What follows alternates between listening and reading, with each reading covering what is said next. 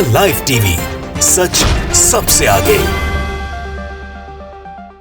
दोस्तों, cease fire का ऐलान हुआ। हमास के साथ अलग अलग जगह खुशियां मनाई जा रही हैं, लेकिन इन सब के बीच एक बड़ी खबर आई है। दरअसल रविवार यानी संडे से सीज फायर लागू होना है हमास और इजराइल के बीच, यानी गजा और इजराइल के बीच। लेकिन इन सब के बीच दावा है कि यह सीज फायर नहीं होगा। जी हां, आज की बहुत बड़ी खबर आपको दिखाने जा रहा हूं।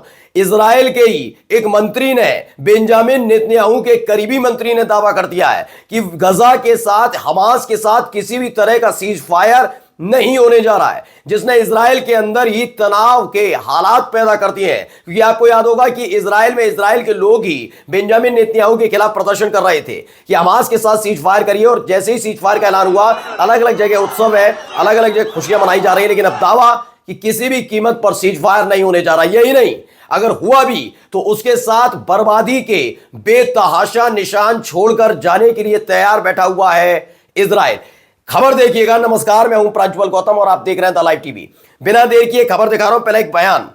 इजराइल के मिनिस्टर है, नेशनल सिक्योरिटी मिनिस्टर यानी राष्ट्रीय सुरक्षा मंत्री हैं, इतामार बेन गविर ने माना है कि गजा में समझौते का मतलब यानी सीज फायर का मतलब है इजराइल की हार। ऐसे में उन्होंने कहा क्या है, बेन गविर ने पुष्टि की कि अगर सीज फायर का लागू होता है तो वो सरकार से इस्तीफा दे देंगे। ये बड़ी धमकी बेंजामिन नेतन्याहू को दी गई है कि अगर गलती से भी ये सीज फायर लागू हुआ जिसमें इजराइल की हार शामिल है, आप कितना ही तमाशा करिए, आप कितना ही बताइए कि हमने उधर बर्बाद कर दिया गजा को, लेकिन फिर भी हमारी हार है और अगर ऐसा हुआ तो याद रखिएगा इस्तीफा दे दूंगा। इसने एक बड़ा सियासी भूचाल वहां पर ला दिया। प्रेस टीवी की खबर है, पढ़िए। ये दक्षिणपंथी इजरायली मंत्री हैं, उन्होंने कहा गजा सीज फायर का मतलब है इजराइल की सुरक्षा के लिए यह खतरनाक साबित होने जा रहा है। अगर हमने हमास के साथ किया समझौता तो यह हमारे देश की सुरक्षा के लिए खतरनाक होगा। इस तरह का दावा कोई और नहीं बेन गविर कर रहे हैं। वैसे भी वो कई तरह के इस तरह के पहले भी बयान दे चुके हैं। इसका क्या असर पड़ रहा है वो दिखाऊंगा, लेकिन एक एक पॉइंट टू पॉइंट उनका मैं पढ़ के पहले बता रहा हूं। बताया गया है कि इजराइल के मंत्री हैं बेन गविर, अगर गजा युद्ध विराम यानी कि सीज फायर को मंजूरी मिल गई है तो हम कैबिनेट से इस्तीफा दे देंगे। मिली गई है, संडे को लागू होना है। गजा वेस्ट बैंक में हमने जो जश्न देखा उससे पता चलता है कि इस युद्ध में वास्तव में किसने क्या स्वीकार किया है। यानी उन्होंने बताया कि हम देख रहे हैं कि गजा में खुशियां मनाई जा रही हैं, वेस्ट बैंक में खुशियां मनाई जा रही हैं। अब जो हार जाएगा वो तो खुशियां मनाएगा नहीं। खुशियां कौन मनाएगा? जो जीत जाता है। यानी इजराइल हारा है और फिलिस्तीनी जीते हैं, इस तरह के हालात पैदा हो रहे हैं। उन्होंने कहा पीएम का इजरायली विरोध, डरो मत, सौदे को अंतिम रूप देने के लिए आपके पास आवश्यक सभी सुरक्षा है। तमाम चीजें बताई गई हैं। गजा में जो सीज फायर की बात हो रही थी उसको लेकर अब अड़ंगा लगा रहे बेन गविर। क्या कहा, इस समझौते में जो वॉर चल रही है उसका ये समाप्ति शामिल है। भले ही हमास अभी तक पूरी तरह से हारा नहीं है।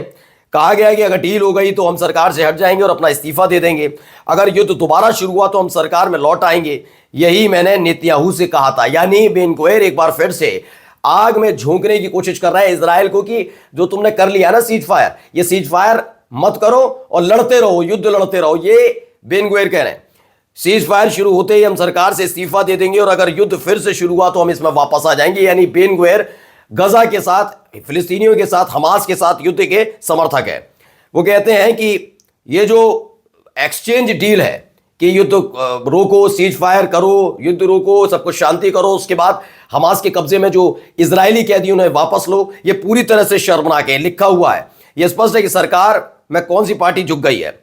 मैं स्मोट्रिच और लिकुड सदस्यों से फिलाडेल्फी कॉरिडोर के संबंध में अपने वादों को पूरा करने का आह्वान करता हूं, ये कहते नजर आए बेन गविर।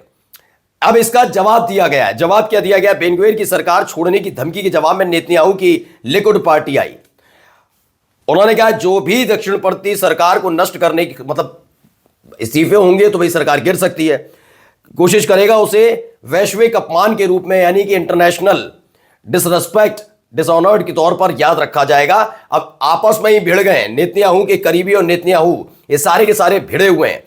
अब क्या है, एक खबर है, प्रमुख अमेरिकी पत्रकार है, उन्होंने क्या कहा, बाइडेन की खोखली धमकियों ने इजराइल को गजा में बहुत बुरे हालात, हॉरर जो सिचुएशन थी वो बनने से बचा लिया है। ये दावा किया जा रहा। अब देखिए इन सबके बीच वहां क्या हो रहा है, यहां खुशियां मनाई जा रही हैं।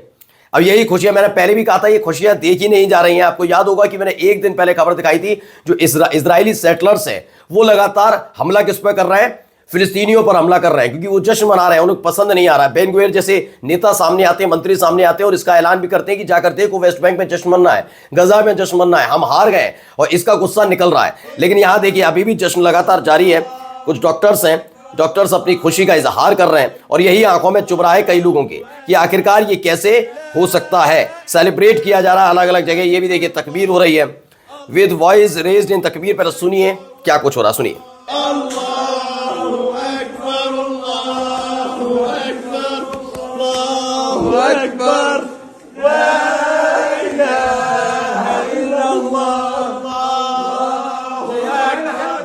तो यही बताया गया कि कैसे खुशी मनाई जा रही है अलग अलग जगह। इसके अलावा कई महत्वपूर्ण खबरें भी हैं दोस्तों, मैं दिखाने जा रहा हूं।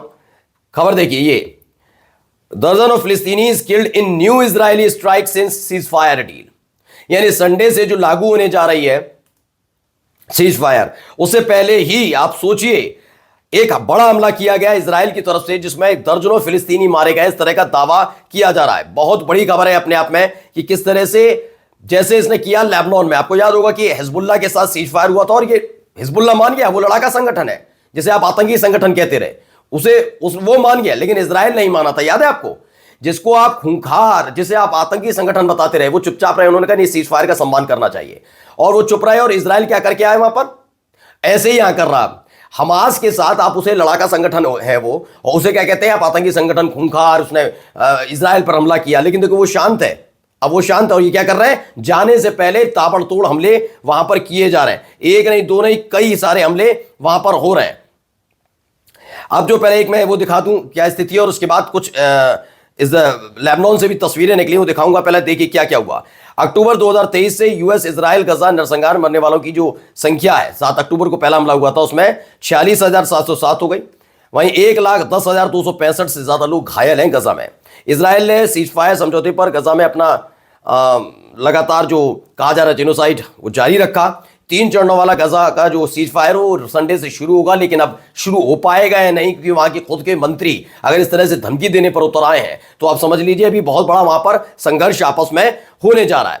चलिए कुछ और तस्वीरें, कुछ और वीडियोज भी सामने आई हैं। देखिए ये निकलकर पहले खबर आई, ये खबर देखिए, ये वीडियो।